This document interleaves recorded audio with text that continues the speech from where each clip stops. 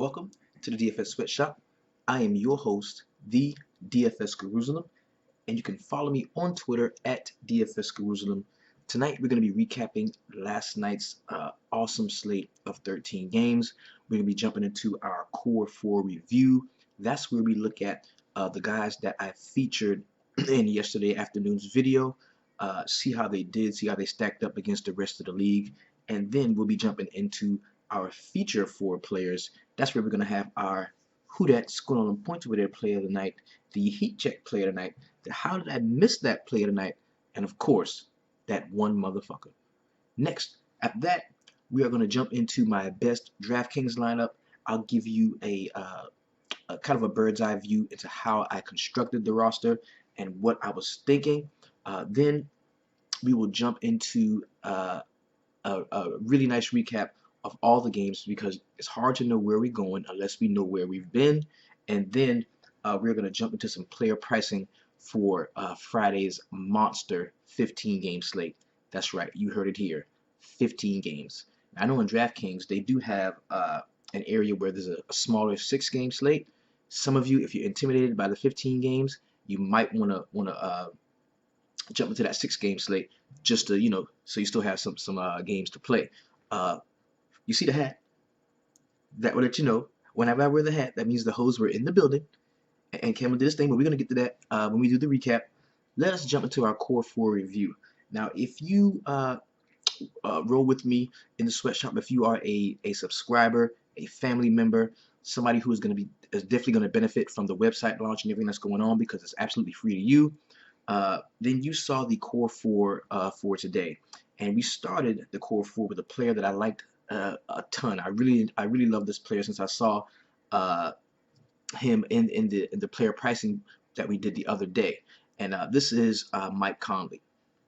Now, Mike Conley, we needed theoretically, we needed to get 41.4 DraftKings points from him at that 6.9K salary to meet the 6x value that we were looking for. Well, Mike did not disappoint. They had to go to overtime to get it, but he did get us 53.25 DraftKings points. That was a very nice showing from him. Next, we had Boogie Cousins in the late game. We needed about 59.4 DraftKings points to return that 6x value for him. He fell just a little short of the target at 57.25, but that was still a decent showing for him, as we highlighted in the Core 4 review, the Core 4 release that we did the other day. He was averaging 56 points going into this contest over the last 4 games. So he just kept pace with what he's been doing, very steady, like a rock. Boogie went out and got the job done. The next guy was kind of a head scratcher to a lot of you. I know it was, but those of you that follow the DFS Sweatshop, you understand the trends that we are up on, and we know that we can always roster the best rebounder on the opposing team whenever the Boston Celtics come to town. And we did that with Trevor Booker. He went out at 5.3K. We looked for him to get 31.8 DraftKings points. He far exceeded that by getting 46 points flat. That was very nice output for Trevor Booker. Had an awesome game there. And to round out the Core 4, I really like LaMarcus Aldridge. He was coming off a day of rest. We knew that the Charlotte Hornets were going to put up a fight in the Beehive, so that was going to allow Aldridge to be a part of the game for all 4 quarters, and he did that at 6.4K. We needed him to get around 38.4 DraftKings points. Well, he went out and exceeded that just a bit, had 40.5 DraftKings points. Now, this lineup, in theory, the floor was supposed to give me 171 DraftKings points combined. Altogether, these guys got 197 DraftKings points. An excellent, awesome showing for today's Core 4. Now, a gentleman asked me about this, like how much in salary am I willing to invest in my Core 4? And I try to stay just around half of the allotted 50,000 DK dollars that we get when we roster these players. Now, I went a little bit over this time, about 28.1 was where I was at, but that happens whenever I put a stud in the Core 4, somebody as good as Boogie Cousins, who's at 9.9K. That happens, I go over a little bit. And my goal in this is to reach 200. If I can get these 4 guys to reach 200 DraftKings points, that means the other 4 guys if I can get 100 out of them, if I can just get 100, if the industry give me 2 plays, you guys out there, you give me 2 plays, 2 chalk plays, and then I get 2 injury plays for the other 2 guys, and I can get 100 points out of those guys, that means I've reached that 300 threshold. I'm in the club, 300 club all day long. Cause that's what we're trying to do in here. We're trying to keep it 300, right? So very good showing from the core 4 today. If you used them, I know they helped you out a ton. If you came up with your own core 4, I'm interested to see who they were and how it worked out for you. Remember, you don't have to use mine. This doesn't happen every day. The way the model is set up, 4 out of 10 slates, I'm going to have a core that does this. That is what makes me profitable. That's what makes me a profitable day-to-day DFS player, is because just less than half of the time, I'm going to be right about my core 4. May not be right about every play in the core 4, but as a unit, they're going to go out and meet that 6x value for me, and sometimes exceed it like they did tonight. So now we're going to jump into the who dat scoring all them points over there player of the night, and this is Patrick Beverly. He was about 0.8% owned in the larger GPPs, went out and scored 31 DraftKings points. Very good game from Patrick Beverly. The how did I miss that player tonight? This especially rings true for me because I'm going to show you my best lineup, and you're going to see a player that I should have had, I should have replaced and put Dame in with, but Dame had an awesome game. He went out and at 8.6K, 3% ownership. Nobody believed in him going against this Cleveland team.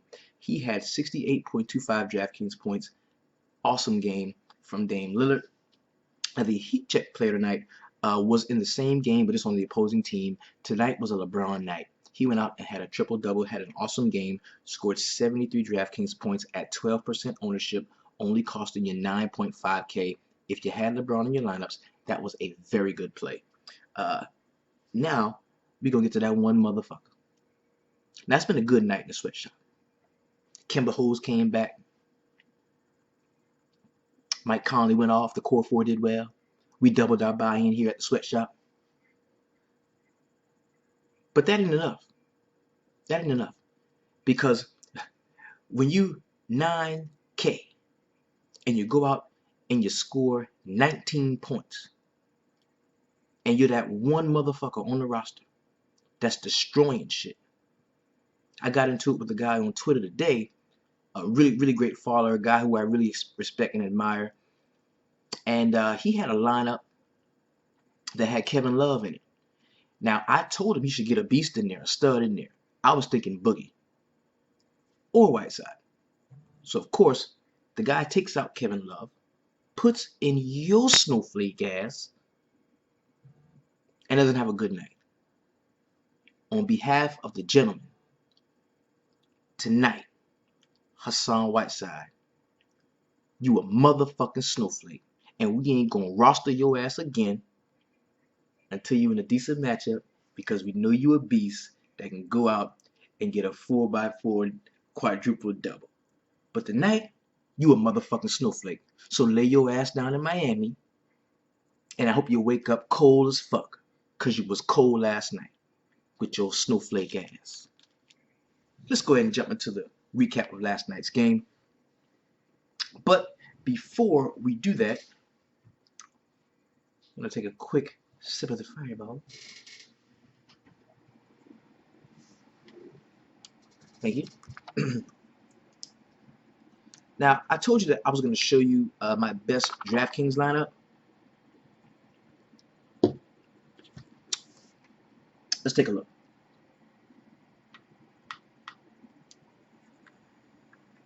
Now, this is a lineup that was a hedge lineup. So don't think that I'm great at this, like I'm better than anyone else. This was a hedge lineup. This is a lineup I made in case I was wrong about everything. And I do that every night. I make one lineup that in case I'm wrong about most of the things I'm talking about, I don't lose at all. And this lineup actually really, I'm not going to say it saved my night because I had a decent night anyway because my core hit, but this lineup really made it a profitable night. And it was my best lineup.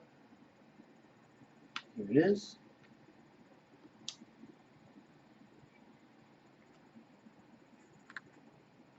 Now, if you remember, in the last show,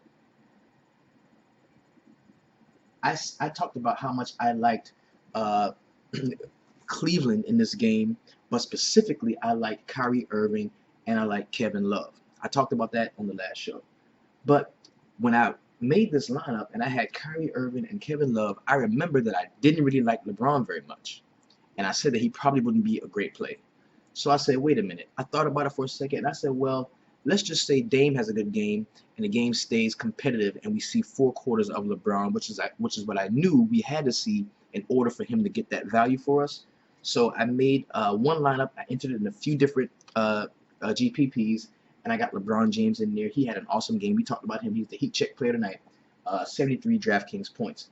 Um, Once I had constructed the lineup, because I knew I was going to be going with Zaza Pachulia in a lot of spots, I was just looking for him to get me 20 points. He had 18.75. Man, that's okay.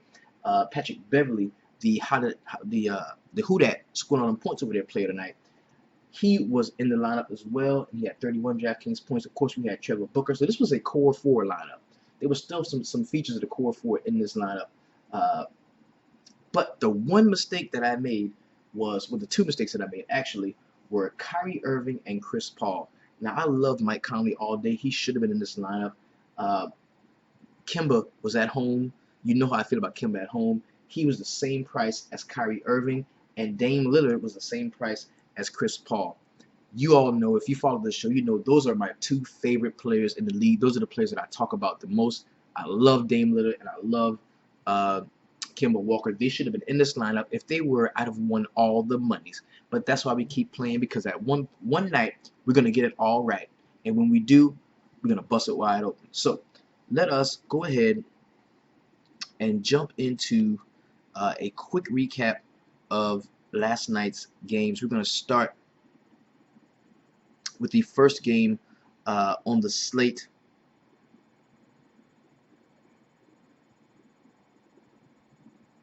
The Atlanta Hawks going to Indiana, taking on the Pacers.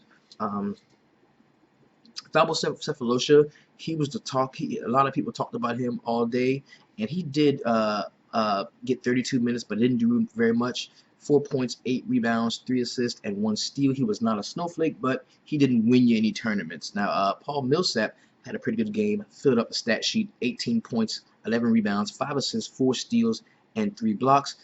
Dwight Howard had a 20-20 double-double.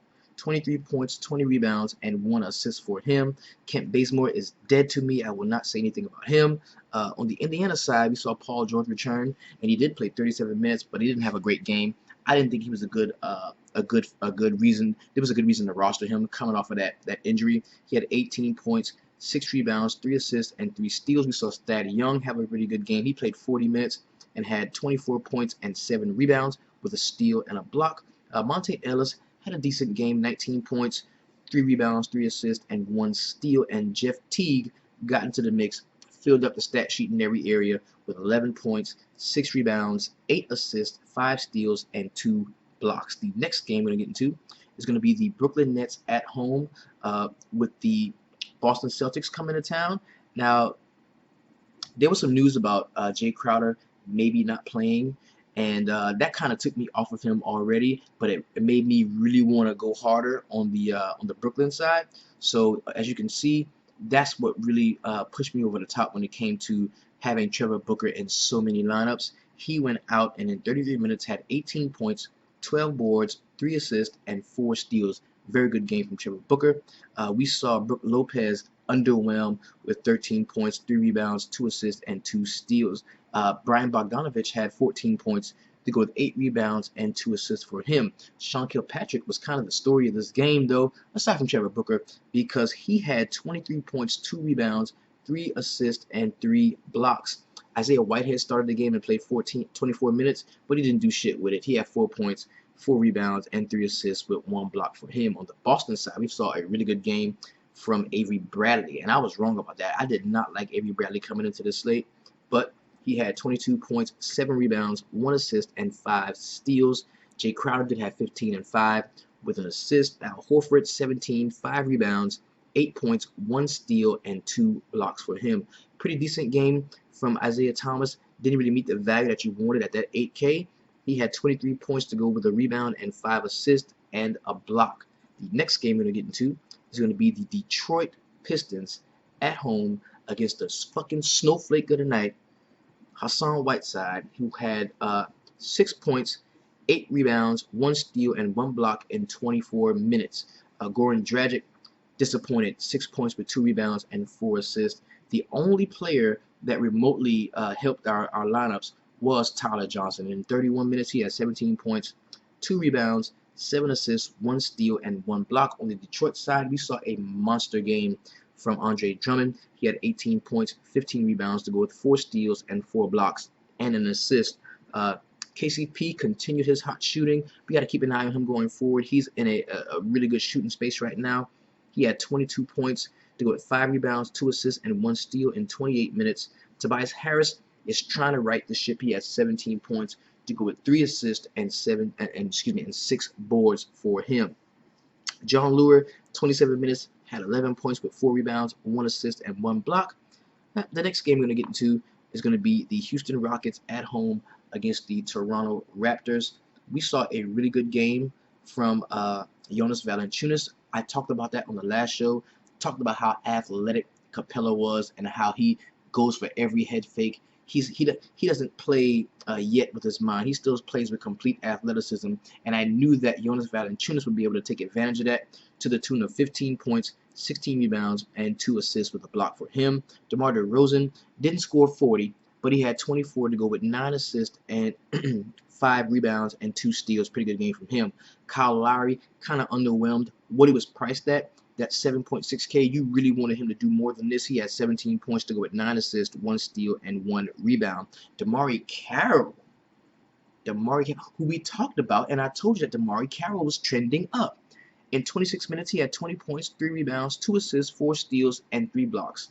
If there's a team that you want to get right on, if you've got a guy who you think is on the verge of an offensive explosion, if they play the Houston Rockets, go ahead and give them a start, especially if they're cheap, because it is so easy to score points against Houston. They play such a fast pace, and when they're not playing offense, they're not playing defense. So the next game we're going to get into was a blowout that kind of cost me. It is the LA Clippers going to the Dallas Mavericks. There was a lot of concerns in this game. We knew Dirk Nowitzki was going to be on a minutes limit, but he played 20 minutes, had 10 points, 6 rebounds, and 1 assist for him. Harrison Barnes had 22 to go with 2 assists, 1 steal, and 4 rebounds. And Andrew Bogut only had 4 points, but he did get 12 boards, 6 assists, and 2 steals for him. Wesley Matthews, not a bad game, had 18 points to go with 4 rebounds, 2 assists, and 1 block. And the Jonathan Gibson in 25 minutes had 11 points to go with 2 assists. And Lil Bruh is horrible. He had 7 points, 1 rebound, 1 assist, and 1 steal for Seth Curry. On the LA Clippers side of the ball, if you had Blake Griffin, he really let you down. With 12 points, 6 rebounds, 7 assists, and 2 steals, not a very good game from him.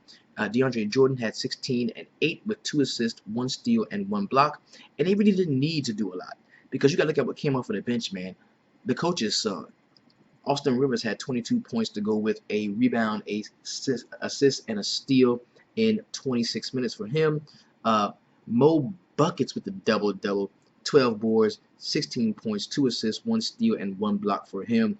Chris Paul kind of underwhelmed, was a snowflake, and had 27 points. In 25 minutes, he had 18 points, 3 rebounds, 4 assists, and 4 steals. Now, it's hard for me to name these guys a snowflake and a blowout, because that means they did their job. They just did it early and got the rest of the night off.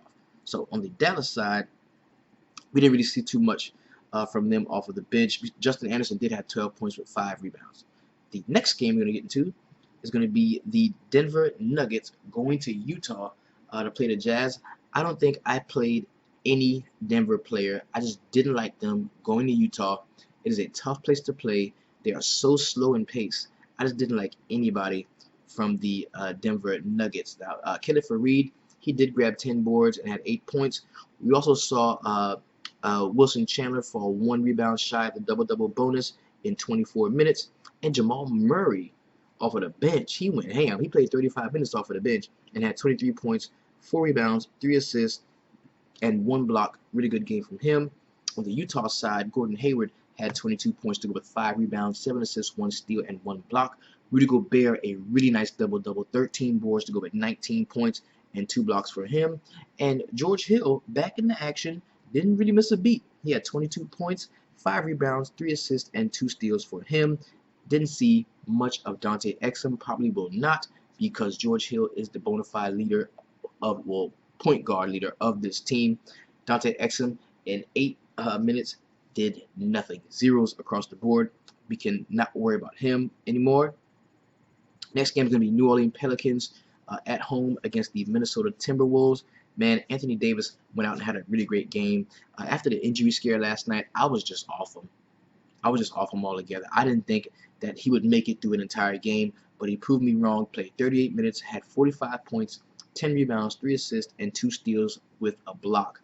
Dante Cunningham only played 11 minutes and had 2 points and 2 rebounds with a steal and a block. And we didn't really see too much from anybody else.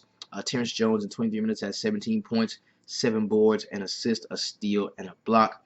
Tim Frazier, decent game from him, 11 points to go with 4 rebounds and 8 assists. If you were chasing that 56 from last night, you fell in the rabbit hole. On the Minnesota side, Andrew Wiggins was a snowflake, didn't do nothing, had 1 steal to go with 13 points for him. Gorgie Jang played a really good game, 13 points, 8 rebounds, 5 assists for him. Kind of underwhelming performance from Karl Anthony Towns. I was looking for him to really get involved on the defensive side of the ball, but when I saw that Anthony Davis was going to play, I didn't start him anywhere. He had 9 points to go with 11 rebounds, 3 assists, 1 steal, and 2 blocks. Zach LaVine led the team in scoring with 26 points in 37 minutes to go with 3 assists, 1 steal, and 1 rebound for him. The next game we're getting to is going to be the Golden State Warriors at home, hanging up almost 150 points on the LA Lakers. The minutes were spread out all over the place on the Golden State side. I think Kevin Durant led the team with 30 minutes, but everybody else had just around 20, except the guy that I had in most of my rosters. Thanks, Jaja Pachulia. Kevin Durant in 30 minutes had 28 points, 6 rebounds, 5 assists, 1 steal, and 1 block. We saw 28 minutes of Steph Curry, and it didn't take him very long to go out and score 31 points, 5 rebounds, and 9 assists with a steal. Pretty good game from Ian Clark off of the bench and some scrub love. He dropped 21 points, 1 rebound, 1 assist for him. Not too much else to speak of except for Klay Thompson in 23 minutes. He had 26 points to go with 2 rebounds and 2 assists. On the Clippers side, pretty good game from Brandon Ingram. He got the start with Julius Randle being out, and at that 3.4K, he definitely exceeded value, had 16 points to go with 3 rebounds, 1 assist. Watch this kid going forward. The more he gets into the rotation, the better he's going to be. We saw Timothy Mozgov had 12 points and 4 rebounds to go with an assist. And Lou Williams and Jordan Clarkson off of the bench led the team in scoring. They both had 16 points, but Clarkson had 3 rebounds, 2 assists, and 1 steal. The next game we're going to get into is going to be the Sacramento Kings at home against the Oklahoma City Thunder. This was the late game, the hammer game. We saw a pretty good game from Russell Westbrook. Man, he had almost had a true double-double, like a triple-double. 31 points, 11 rebounds, 9 assists, and 3 steals. Vic Oladipo had a pretty decent game, 18 points, 6 rebounds, and 2 assists to go with a steal and 2 blocks. Pretty good game off of the bench for Enes Kanter. 10 points, 7 rebounds, and 1 assist for him. On the Sacramento side, Boogie got it in and had 36 points to go with 13 rebounds and 2 assists. Costa Kufos almost had a double-double, 9 points to go with 10 rebounds for him. Rudy Gay, not a great game from Rudy Gay. We expected a little bit more in this matchup. He did get 17 points to go with 9 rebounds and 4 assists. Friday, monster slate of games. We've got 15 games. Just about, I think there's only like 4 or 5 teams, 6 teams, I think, that didn't play today that are playing Friday. So we've got a lot to cover, but we're going to do that. The first thing we're going to do is we're going to go ahead and check out the player pricing just to see where we are in terms of our roster construction. And what we do here, we want to develop a player pool in our heads, guys that we like when we on first glance we like them, and we may want to take a shot on them. So we're gonna go ahead and look like we're gonna create a lineup. Here we go. Yay.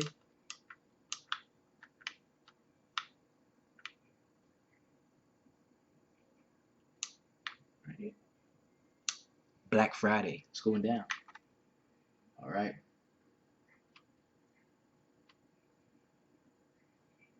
Now, of course, the most expensive player on the slate is going to be Russell Westbrook, coming in at 12K. You know how I feel about those guys, and paying up that much for those guys. That's just too much. I'm not gonna do that. That's too much for him. We've got James Harden at Sacramento. That might be a fairly decent play at 11.7K. Steph Curry, 9K flat. So let's go and make sure. Let's go to all of them. Here we go. Anthony Davis, 10.7 against Portland. That's a good play. I like him. DeMarcus Cousins, 9.9. Salary's not moving because he's just so steady. He's doing the same thing against Houston. I like that as a play. I'll definitely like that as a play. Kevin Durant at 9.6 against the Lakers. Know how I feel about that again. LeBron James at 9.4 against Dallas. That's a stay away because they're going to blow the doors off of Dallas. It's a stay away. Jimmy Butler at Philadelphia looks like a good play. Giannis Antetokounmpo at 9.1 against Toronto. Kind of like that. Steph Curry, no. John Wall against Orlando. Don't let the second in the league against point guards fool you, the DVOA. They're not very good defensively. I like John Wall. Hassan Whiteside, 8.7K against going to Memphis. Not as many possessions as you like for Hassan Whiteside because you're going to want him to rebound a lot. I don't know how I feel about it. I have to keep my eye on that game to see what injuries are on the Memphis Grizzlies side. Damian Lillard, 8.5K against New Orleans. I like that. DeMar DeRozan at 8.4K against Milwaukee. I don't like that very much. Karl Anthony Towns in Phoenix. I love that play. I like Karl Anthony Towns. We've got Chris Paul at Detroit. He might be worth a look here. Maybe this game doesn't get out of hand.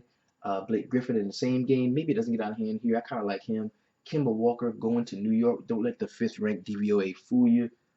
I like Kemba in New York. Draymond Green is questionable. We're going to be checking on that. Kyle Lowry against Milwaukee. I like Kyle Lowry in that spot. Kevin Love against Cleveland. Like I said, that's going to be a blowout. So I don't know really how much I'm going to deal with that game. Porzingis. The last time I saw Kristaps play the Charlotte Hornets, he went off. There's something about him and the Hornets. They can't play him. They can't defend him. Kristaps is going to be a part of my core four. I'm going to have a lot of Kristaps Porzingis. Kyrie Irving in the same blowout game. He may be the only one who I would trust in the blowout game because he does run a lot with the second team. Carmelo Anthony in New York against the Charlotte Hornets. I kind of like Melo for once this year. I kind of like Melo. Andre Drummond looks like a really good play against DeAndre Jordan here. Paul Millsap at 7.3. Dwight Howard 7.2 against Utah. I don't like that. Andrew Wiggins, I don't like him.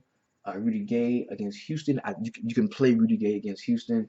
Eric Bledsoe against Minnesota, 7K. That price is a little bit down on Eric Bledsoe. I like him.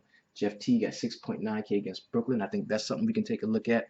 Jabari Parker, 6.7 against Toronto. We can look at that. Mike Conley, 6.7K against Miami. I don't really like that very much.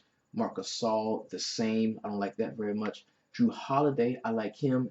6.7K going against Portland. Vic Oladipo, I think that's a really good play going against Denver at Denver. Nicholas Batum looks nice going up against the Knicks. You know, you're going to see some Carmelo Anthony defense, which is no defense at all. D Wade at 6.6K. Julius Randle, I think he's going to be out for this game. George Hill is back against Atlanta. I like him. Rudy Gobert against Dwight Howard. I wouldn't mess with either one of them in that game. Miles Turner against Brooklyn. Miles Turner at home against Brooklyn. That might be a nice play. Rajon Rondo at 6.3K against Philadelphia. I think he's definitely in play for the 6.3K. Devin Booker going against Minnesota at 6.3K. I don't like that very much. DeAndre Jordan, 6.2. No. Otto Porter still questionable. Gorgie Jang against Phoenix. I like that play. That's like a really nice play right there. I like that. Joel Embiid against Chicago. I like him against Chicago against Robin Lopez. I like that. Serge Ibaka at 6K flat. No, thank you. Clint Capella against Costa Kufos. I like that. Ricky Rubio. No. Martin Gortat. No. Zach Levine. No. Peyton. No. Rodney Hood 5.8K. I like that against Atlanta. Utah's at home. I like that. Derrick Rose against Kimba. Nah, not a chance. Terrence Jones at 5.8. Thaddeus Young going back to Brooklyn. That is a narrative. The last time he did that, he wrecked shop on them. I will be having some Thaddeus Young in my lineups. Wilson Chandler at 5.7K against Oklahoma City. That's a pretty decent play, I think. Vucevic, the price is down on Vucevic, man. He's at 5.7K. I like him against Washington. Robin Lopez against Philadelphia. No. Moutier, the price is down to 5.6K against Oklahoma City. Up tempo, fast paced game. We can give Moutier some consideration at 5.6K, I believe. Tobias Harris, 5.5. Evan Fournier, 5.5. I like him against Washington. Seth Curry, no. Mason Plumlee, no. Markieff Morris, questionable. Trevor Booker against Indiana, no. I don't like him. Monte Ellis 5.2. Steven Adams 5.1 against Denver. That might be a decent play there. KCP still shooting hot against the Clippers. That might not be a bad play. He's gonna see a lot of either Austin Rivers or JJ Redick. So I kind of like KCP in that game. Kent Bazemore is dead to me still. Deron Williams is out. CJ Miles is out. Nerlens Noel is out. Mo Harkless at 4.9K going up against New Orleans. No thank you. Josh Richardson 4.8. Eric Gordon. I like Eric Gordon against Sacramento at 4.8K. I kind of like that play right there. Brandon Knight, no against Minnesota. Will Barton, no. Ryan Anderson. This might be a nice stack. It might be a nice Houston stack day. Michael MKG, 4.7K. I like him. I think there can be a Charlotte stack as well in this game. A game stack for that. Porzingis, Kid Gilchrist for the cheap. You can get some Melo in there if you want to. Little Kemba. I kind of like that. Nikola Jokic at 4.6K against Oklahoma City. I like that. Joffrey Lavernier was with the Denver Nuggets. He is going to be very cheap. That might be a nice revenge play if you want to punt at the center or power forward position. Frank Kaminsky against the Knicks looks like a decent play if Cody Zeller is out. Sean Kilpatrick against Indiana. If he's starting, that might be a nice play. Enes Kanter, Spencer Hawes, no. Nick Swaggy P at 4.5. JaMychal Green had a good game out last time, but against Miami, I can't see him putting up that same production. Larry Nance Jr. at 4.4K. We have to wait to see if Randall is back. Pat Beverly is still 4.3K against Sacramento. I kind of like that a little bit. Jahlil Okafor at 4.3K against Chicago. We've got to see what's happening with Joel Embiid. Make sure they're still going to be getting that same playing time, or the minutes restriction might be lifted. Ursan Ilyasova at 4.2 against Philly. Nah. Bismack Biyombo down to 4.1K. I kind of like the price on him. J.R. Smith at 4K flat. That might not be a bad play. I like J.R. Smith in that game. Sergio Rodriguez at 4K against Rondo. You can give me some of that. Bob Cove down to 4K against Chicago. I kind of like that a little bit. So we've got a ton of good plays. Just looking through that, running through this, we've already started to generate a player pool in our heads. This is going to really help us when it comes down to getting into our core four plays, the guys that we're going to be starting our lineups with. Just want to thank you all so much. I'm still getting tweets from guys right now, from people right now saying they rock with the core four and it paid dividends and worked wonders for them. I salute to you all. Thank you. That's been awesome. If you would really like to support the show, first thing I want you to know is you're doing it now by watching me. But if you want to support the show further, there's a number of ways you can do so. You can stop by my Twitter page. There you will find a link to get your DFS Sweatshop swag. We've got t-shirts, high quality Gildan cotton t-shirts with the DFS Sweatshop logo on it, letting them know we in the 300 Club on the back. We've also got the white hooded sweatshirts, very, very nice quality, 100% cotton, Gildan cotton. You can support the show by liking, sharing, subscribing. On my YouTube channel, there is a link that says support the show. If you wanted to just donate something monetarily, if you had a great night and you want to show me some love, I would accept it. Also, my personal PayPal is simmonsmaurice95 at yahoo.com.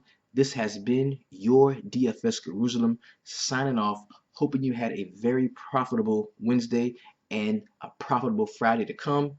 Because in the DFS Sweatshop, we always keep it 300.